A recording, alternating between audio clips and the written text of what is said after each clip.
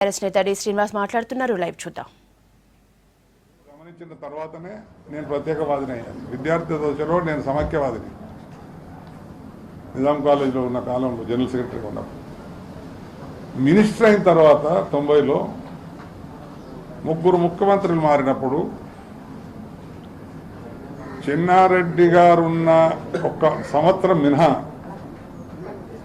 4 సంవత్సరాల పాటు జరిగిన డెలిబరేట్ నెగ్లిజెన్స్.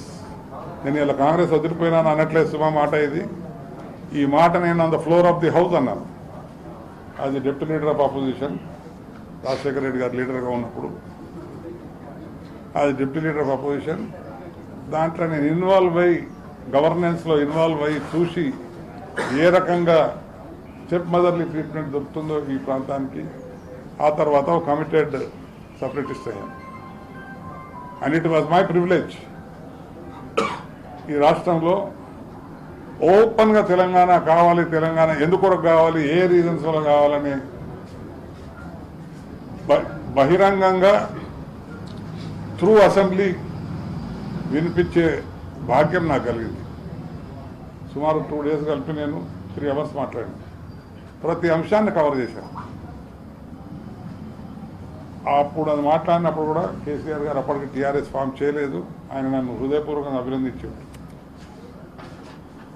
మీరు ఇంత కమిట్మెంట్ ఉంది మీకు అని నేను ఎప్పుడు అనుకోలేదని. అదే రోజు సౌండెడ్ మనం కలిసి పనిచేయాల్సి వస్తుంది ఈ అచీవ్మెంట్ కొరకు. అంటే ఆయన అప్పటికి పార్టీ ఫామ్ చేద్దామని ఉద్దేశం ఉందో లేదో తెలియదు నాకు. కానీ నిన్న నేను మాట్లాడిన తర్వాత ఆయన ఏ రకంగా అయితే ఆలోచన చేసి మన రాష్ట్రాన్ని అత్యుత్తమమైన రాష్ట్రంగా తీర్చిదిద్దడానికి ఒక అవగాహనతో పోతా ఉన్నాడో, అన్ని రంగాల్లో ఇండస్ట్రియల్ రంగం కానివ్వండి, ఐటీ రంగం కానివ్వండి, ఇరిగేషన్ కానివ్వండి,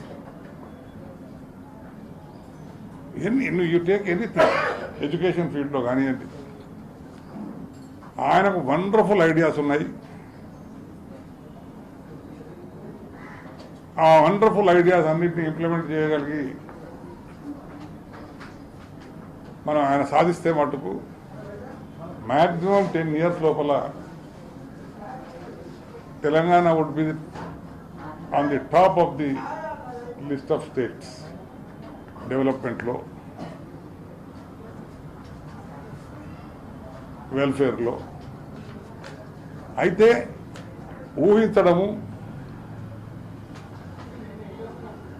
ఒక రోడ్ మ్యాప్ చేసుకోవడము, ఒక ప్రణాళిక చేసుకోవడము ఇదొక వైపు అయితే, దానికి కావలసిన వనరులు వాటన్నిటిని సాధించడానికి తగు మనుషులు, దానికి కావలసిన సహకారము రాజకీయ పరంగానే కాకుండా అన్ని రంగాల్లో ఒక రాష్ట్రం అభివృద్ధి కావాలంటే అన్ని రంగాల్లో నుండి సహకారం అవసరం. ప్రజలకు సంక్షేమం అందించాలంటే ప్రధానంగా పాలక పక్షానికి అన్ని పక్షాల యొక్క సహకారం, పాజిటివ్ కన్స్ట్రక్టివ్ కోఆపరేషన్ అనేది నెసెసరీ. ప్రజాస్వామ్యంలో 2 పక్షాలు ఉంటాయి. పాలక పక్షం ఉంటుంది, ప్రతిపక్షం ఉంటుంది. పాలక పక్షం పైన బాధ్యత ఉంటుంది, ప్రతిపక్షం పైన గమనిస్తూ పాలక పక్షాన్ని యొక్క వ్యవహార శైలిని, పాలన తీరును గమనిస్తూ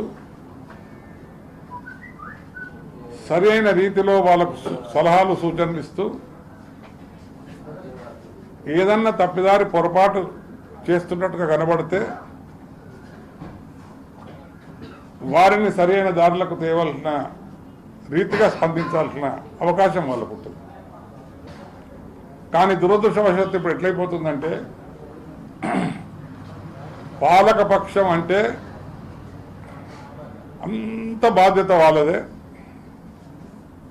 ప్రతిపక్షం కేవలం అపోజ్ చేయడం తప్ప